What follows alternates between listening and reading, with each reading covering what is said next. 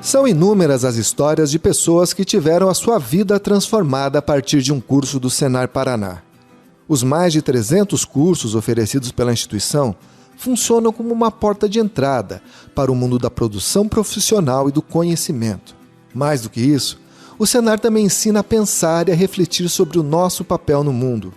Por meio dos seus diversos programas educacionais, ele ajuda as novas gerações a se tornarem cidadãos mais conscientes. As transformações causadas pelo Senar na vida de diversos produtores rurais do Paraná são o tema da reportagem de capa da revista Boletim Informativo número 1549. E também são o tema da conversa de hoje do nosso podcast. Eu sou André Amorim e o Boletim no Rádio começa agora. Bom, e para começar essa conversa, eu quero apresentar os convidados do episódio de hoje, começando pelo gerente técnico do Senar Paraná, o Arthur Piazza Bergamini. Bem-vindo, Arthur. Olá, André. Satisfação estar aqui com vocês mais uma vez. E o meu colega, o jornalista Felipe Aníbal. Como vai, Aníbal? Salve, salve, tudo certinho? Bom, gente, o Senar Paraná, né, ele vem atuando desde 1993, Arthur, que a gente começou a atuar no campo mesmo? Isso, exatamente. As primeiras turmas a campo em 1993, né? A legislação é de 91. Foi regulamentado em 92. Exato. E as primeiras turmas a campo a partir de 1993. Pois então, e a gente vê que ao longo desse tempo, que nem é tão longo assim, né, são algumas décadas, o impacto transformador que o Senar causou no estado do Paraná é imenso. Esse impacto está retratado aí nas páginas dessa próxima edição do Boletim Informativo, que circula agora no comecinho de novembro, e a gente vê que tem vários cases, né, vários casos de pessoas. Tem o caso da boia fria que virou produtora, tem outro caso de uma dentista que voltou para o campo e também entrou na produção rural, e todas essas histórias têm o Senar como fio condutor. O Arthur, de onde vem esse poder transformador da instituição? André, eu acredito que venha da nossa própria missão institucional. O Senar é uma instituição de formação profissional rural, de promoção social, voltadas às famílias, ao público rural. E na sua operação, né, no cumprimento dessa missão institucional, a gente escolheu estar na realidade do produtor. Então eu acredito que, aliada à nossa missão institucional, a nossa forma de operação também possibilita esses ganhos, né, esses resultados expressivos que você acaba de relatar. O Felipe Aníbal, que é o responsável por essa reportagem aí, né, que ilustra a capa do boletim, ele buscou aí diversos casos, diversos personagens, né?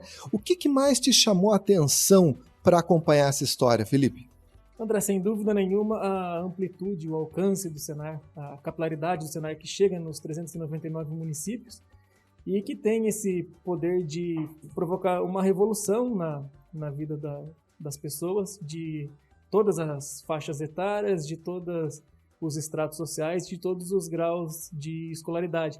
Muitas vezes, quando se fala no agronegócio do Paraná, se pensa muito no grande produção de soja, na avicultura, na pecuária leiteira, né, em grande escala, mas a gente procurou com essa reportagem mostrar também que o agronegócio também é feito de pequenas propriedades e que essas pequenas propriedades são tocadas por produtores rurais que tiveram uma vida mudada por cursos do Senar, que deu qualificação técnica, que deu uma visão mais abrangente do negócio e muitas vezes, no caso de algumas mulheres que cursaram o Mulher Atual, deu até autoconfiança para que elas pudessem empreender e participar da gestão das propriedades, enfim, começar a fazer parte desse setor agropecuário. Então, o que me chamou a atenção foi isso, assim, sabe? Essa amplitude, tanto no escopo quanto no perfil de público que o Senar chega. E você comentou, né, Arthur, que o Senar atua em sintonia com a realidade do campo. Esse tipo de coisa que o Aníbal retratou aí, né, de ter não só grandes propriedades, mas também cursos voltados para o pequeno produtor, para o produtor que tem experiência, para o produtor que está começando, essa é uma preocupação constante na condução do Senar? Sem dúvida nenhuma, né? Como ele comentou, o nosso setor rural, especialmente no Paraná, ele é muito diversificado. A gente tem diversas atividades sendo desenvolvidas e diversas realidades em cada uma das regiões do estado, né, com suas peculiaridades. a questão do Senar ir atender na realidade do produtor nos fez, durante todo esse tempo, adequar os nossos produtos a cada uma dessas situações. Então, o fato de você estar lá com cursos extremamente práticos, que o produtor consiga enxergar no treinamento a utilização daquilo dentro da propriedade, e muitas vezes os cursos estão acontecendo dentro das propriedades, ele começa a enxergar valor, ele começa a ver uma aplicação daquele conteúdo, e aí vem esse resultado que a gente está aqui comentando. E é um slogan, né? É um lema que eu sempre ouço, que é aprender a fazer fazendo, né? Isso faz uma diferença grande, né? Exatamente. E não é num ambiente controlado, num ambiente simulado. Na grande maioria das vezes a gente está no ambiente do produtor, na máquina dele, na propriedade dele, vendo o solo dele, né? Então ele consegue realmente relacionar o que a gente leva do curso com a necessidade do dia a dia dele.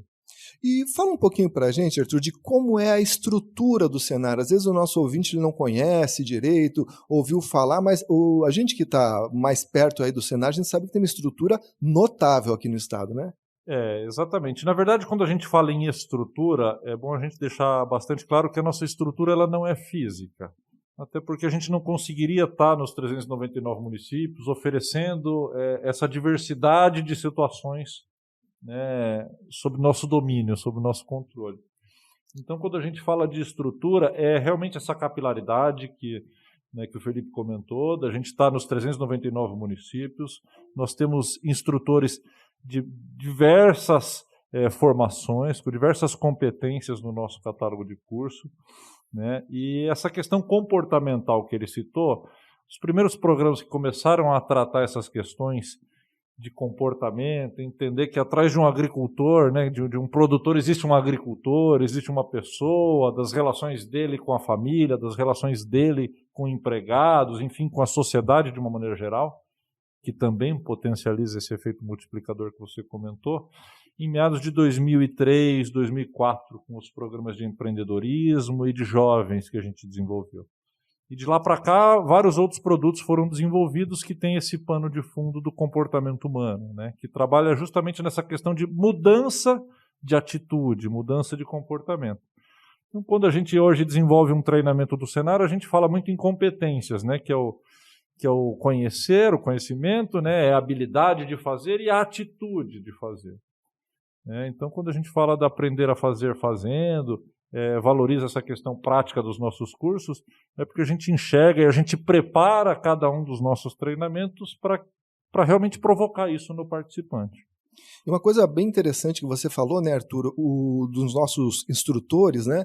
É bom destacar a qualidade desses instrutores, né? Que recentemente também saiu uma matéria no Boletim Informativo mostrando que vários instrutores também são professores universitários, muitas vezes doutores, mestres, né? Pessoas altamente qualificadas aí para levar conhecimento de ponta e sem aquela linguagem, vamos dizer assim, inacessível que às vezes você encontra na academia, né? Você trazendo, como você bem disse, para a realidade do produtor, para que ele consiga ver a utilidade daquilo na prática e poder absorver aquele conhecimento no dia a dia dele, né? Exatamente. Eu acho que eu destacaria duas coisas. Uma, a questão da formação do quadro de instrutores, e a outra, que muitos deles, inclusive, estão nas atividades. São produtores, são de famílias de produtores, estão distribuídos por todo o estado, então a gente consegue reproduzir no quadro de instrutores toda essa diversidade da produção agropecuária do estado, né? E aí, só para complementar um pouco da pergunta anterior em relação à infraestrutura, nós temos ainda os nossos escritórios regionais, que fazem o fomento, o acompanhamento, né, a divulgação, a atenção às demandas de novos títulos que chegam ao mercado, e nós temos toda a rede do sistema sindical, que são os nossos agentes de mobilização, né, que em mais de 200 municípios do estado fazem esse papel da divulgação, da organização das turmas. Então, eu costumo dizer que o Senar é uma instituição que transpira parceria.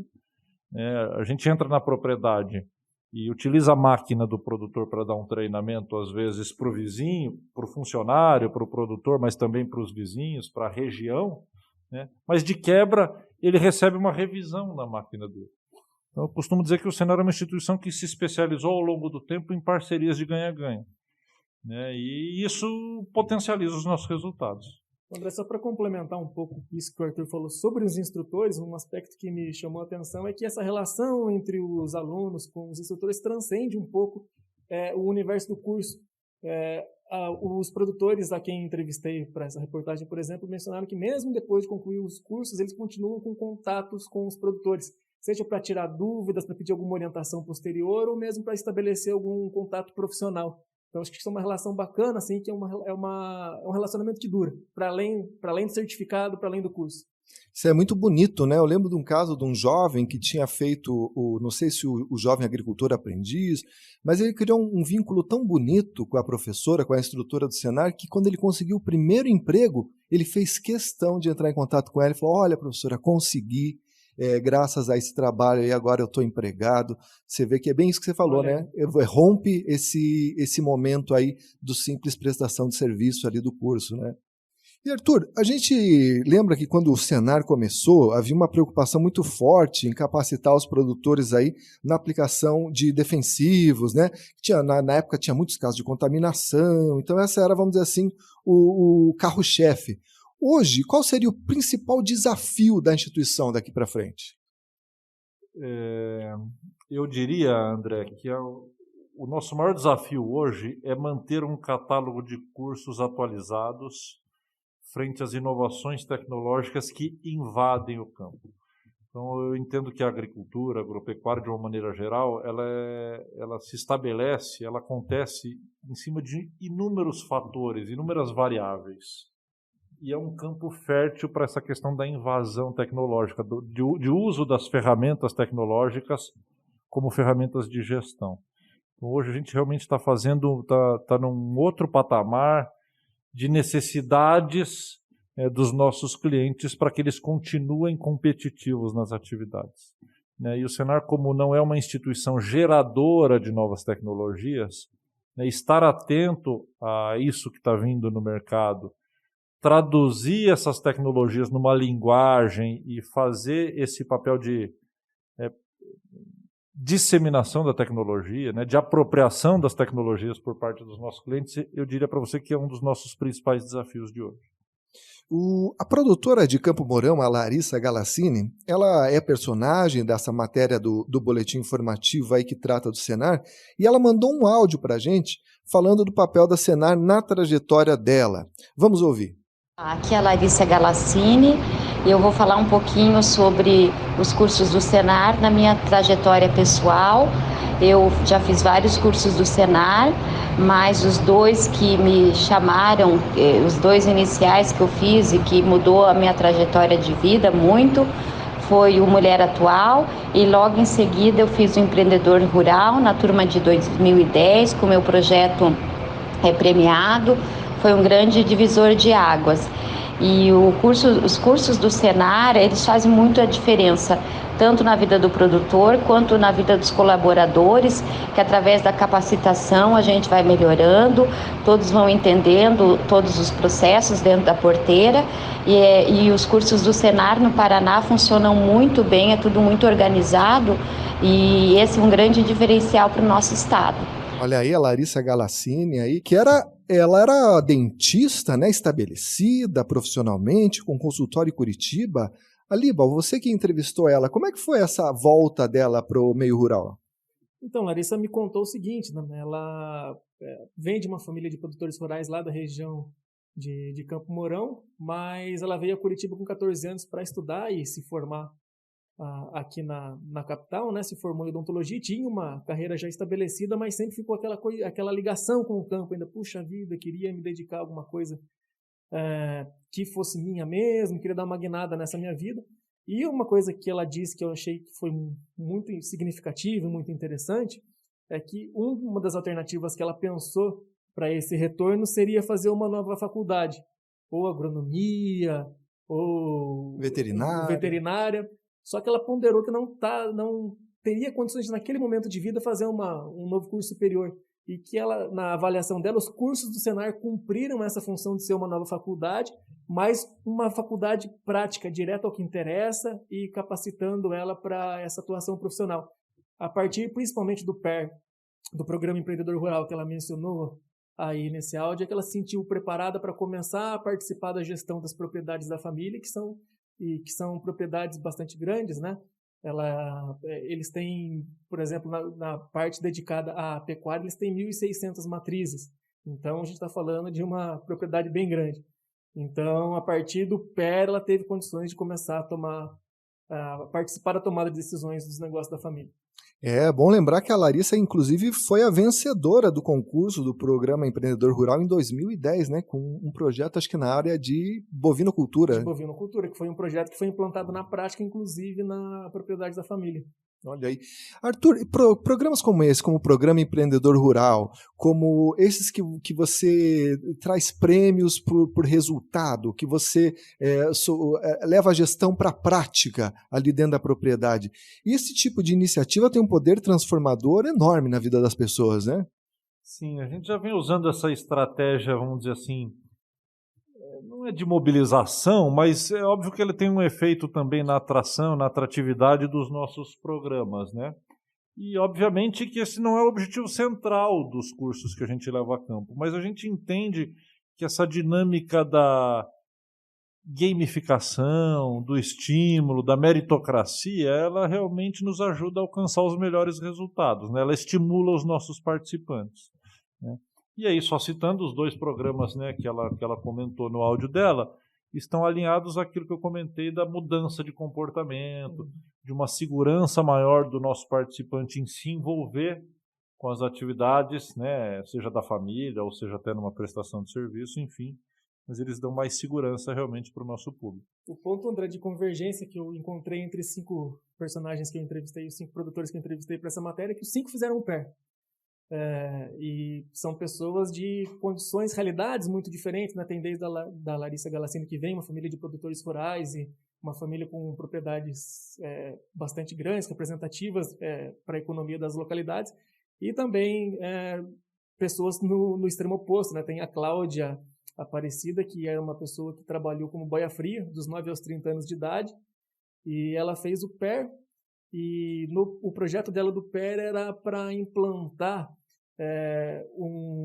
estufas de morango numa chácara que ela tinha parceria, ela nem tem uma propriedade rural. E naquele momento, ao longo da vida dela, ela tinha conseguido guardar R$800, e o PER mostrou para ela que não era viável, com aquele dinheiro não seria suficiente para ela começar um negócio voltado aos morangos, mas ela viu que seria suficiente para ela começar estufas de tomate. Então ela fez uma adaptação do projeto do PER, está super bem, hoje está com 4 estufas lá no município de Araruna, e deixou de ser boia fria para ter um negócio próprio e para ser uma produtora rural, e tem muito orgulho da trajetória dela. Olha aí, outra história que você apurou e trouxe nessa reportagem que me chamou a atenção, Felipe, é a história do seu Zé Corintiano, que ele tem uma propriedade em Palotina e ele buscou o Senar aí em busca de capacitação, só que ele não capacitou só ele trouxe capacitação para toda a comunidade lá de Vila São Camilo, né? E acabou mudando a realidade local. Eu queria perguntar para Arthur, como é que você vê esse poder do Senar de irradiar conhecimento, irradiar desenvolvimento e às vezes conseguir transformar uma realidade local? A gente entende que esse é um efeito quase que automático das nossas ações, né? Agora que a gente começa a desenvolver produtos mais customizados, mais individualizados, mas via de regra nós trabalhamos com grupos, né? E muitas vezes esse é até os 2 lados da moeda, né? Da gente formar as turmas, a gente não fica restrito a uma única propriedade, a gente acaba atendendo vizinhos, atendendo, né, micro-regiões ali, né, distritos, enfim. Então, a gente, quando eu falei lá das parcerias de ganha-ganha, a gente coleciona inúmeros casos desses agentes locais de transformação, que atuam em complemento aos nossos sindicatos, na mobilização dos vizinhos, na mobilização de recursos, da infraestrutura, de material. E como a gente exige, a gente precisa disso para o melhor cenário das nossas capacitações, a gente acaba aproximando pessoas. E ao aproximar pessoas, a gente entende que esse desenvolvimento não fica restrito a uma única propriedade, né? Enfim, ele irradia. Esse é um dos efeitos que a gente né, que a gente entende como resultado da nossa ação e da nossa forma de atuação, né, a campo. Eu lembro de outras iniciativas também que tem esse efeito coletivo, né, como de horta urbana, horta comunitária, né, que você acaba mobilizando toda uma comunidade ali, e isso tem um efeito concreto na renda e na vida dessas pessoas, né? Sem dúvida nenhuma. É bom lembrar que a grande maioria dos nossos cursos ela é de aperfeiçoamento. Então, e a gente fala muito nas nossas formações de instrutores, né, nos nossos acompanhamentos, sobre uma questão que a gente fala, que a gente chama, né, não é exatamente a pedagogia no nosso curso, é a andragogia, que é o ensino de adultos, que é o trabalhar a educação com adultos. E inverte-se um pouco o processo. O Senar, quando ele está numa propriedade fazendo um treinamento, a nossa pretensão, na grande maioria dos títulos, né, dos títulos de catálogo, não é ensinar o produtor a produzir. É chamar a atenção dele para alguns detalhes que podem trazer melhores resultados. E aí aproximar vizinhos, pessoas com diferentes experiências, contribui nesse processo. A riqueza do nosso atendimento não está exclusivamente no nosso instrutor que a gente leva lá, mas sim nesta aproximação das pessoas, na discussão sobre manejo, né, na comparação. O meio rural tem muito disso, de um produtor comparar o que ele faz dentro da propriedade com o que o vizinho está fazendo. Então, eu costumo dizer que reunir produtores para discutir, por exemplo, regulagem de máquinas é uma coisa já incomum, né, no dia a dia, né? Não é muito, se você não vê isso acontecer em larga escala, mas esse é um dos ganhos do Senar. E aí o fato da gente levar lá um instrutor, um material para conduzir, para guiar essa conversa, essa reunião, eu acho que a gente acaba enriquecendo esse processo de troca. E agora uma informação aí que eu acho que é muito importante aí para quem está nos ouvindo. Arthur, quanto custa os cursos do Senar? Isso é importante dizer, André. Na verdade, o Senar é mantido por produtores e por trabalhadores rurais, mas em nenhum dos nossos atendimentos a campo existe qualquer taxa adicional. Então, ele é mantido por uma contribuição compulsória na comercialização ou na folha de pagamentos, mas todo esse recurso retorna para a sociedade na forma de treinamento, de capacitações desenvolvidas. Quando o camarada vai fazer o curso, ele não paga nada, né? Isso, não tem taxa de matrícula, não tem taxa de material. Enfim, obviamente, alguns títulos exigem uma organização local. Eu citei para você, por exemplo, a questão da máquina. Em alguns cursos, como, por exemplo, cercas, uma parte desse equipamento, o participante, a organização local lá que precisa providenciar, né? Mas, obviamente, isso fica como benfeitoria na propriedade. Então, não é um pagamento ao Senar, é uma, né, questão de infraestrutura e equipamentos para os cursos. Então fica a dica aí para você que está nos ouvindo e ainda não fez nenhum curso do Senar, né?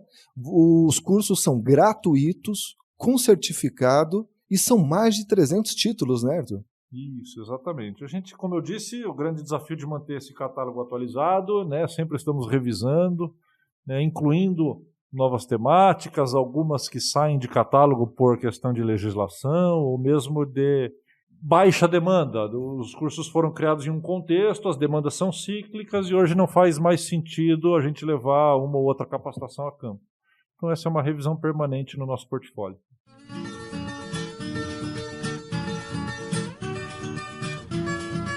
Maravilha, gente. Bom, aproveitar para dar um recado aqui, já que a gente está falando do Senar, né? Avisar que está aberto um edital para contratar profissionais da área de mecanização para ministrarem o curso de plantadeira. Se você tem interesse aí em virar instrutor do Senar, você pode fazer a sua inscrição aí até o dia 16 de novembro, através do site www.sistemafaep.org.br, lá na seção editais. Bom, gente, nós vamos ficando por aqui. Eu quero agradecer muito a presença do Arthur, do Felipe Aníbal. Voltem sempre uma alegria, um privilégio. E falar para você que está nos ouvindo, se você tem interesse de ouvir outros episódios desse podcast, você pode entrar no nosso site, que é o www.sistemafaep.org.br. Lá você também encontra o link para as nossas redes sociais. Você pode ouvir esse podcast no Deezer, no Spotify, no YouTube e também no nosso aplicativo de celular. É isso aí, um grande abraço e até a próxima!